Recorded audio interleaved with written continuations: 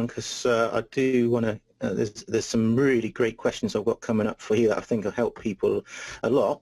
One of them actually is, what's some of the biggest mistakes that you see people making in relation to property investing in general or property sourcing? Biggest mistake. Well, there's probably a couple. Let's deal with the first. The first one is get rich quick. This is certainly not get rich quick. It's planning, putting systems in place, putting all your stuff to run your property business in place. It's not jumping on the next big thing. It's not jumping on anything trendy. What I do is actually fairly standard. It's been done like this for tons of years. Well, since the 90s, by me and other people. It's not. There's nothing new in it. It's just being methodical and having the right systems in place, and not trying to drive a Ferrari on your first deal, because it's just not going to happen and you'll fall over. Just it's a gentle plod to richness, so a slow plod rather than a get rich quick. I mean, you will get rich when you do it, but it's a get rich slow, not a get rich quick. Okay. That's the first one. The second one is going after the massive deals, the big numbers. Loads of people that talk to me about £2.5 million deals, and can you sell me this property? It's £2.5 million or £3 million or even more.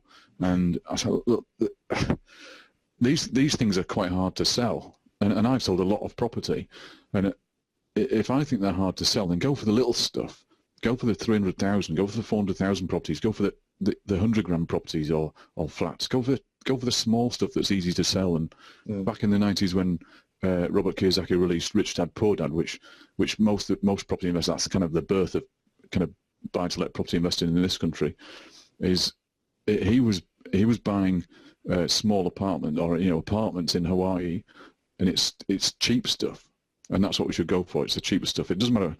Comparatively, in the north, it might be a two-bed house. Inside the M25 or in London, it might be a one-bed flat or somewhere cheaper. But comparatively, it's the cheapest in the area, not the big chunky stuff. Leave the big chunky stuff for the posh estate agents. That's what they're there for. So basically, don't think that you're going to get rich overnight. It's not something that is realistic, really. It's something that takes time, build your processes in place, and along the way, really you should be going after the more smaller deals of maybe sub 300,000, as opposed to these £500,000, £1 million plus bigger deals.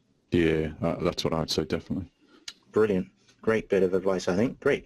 Okay, so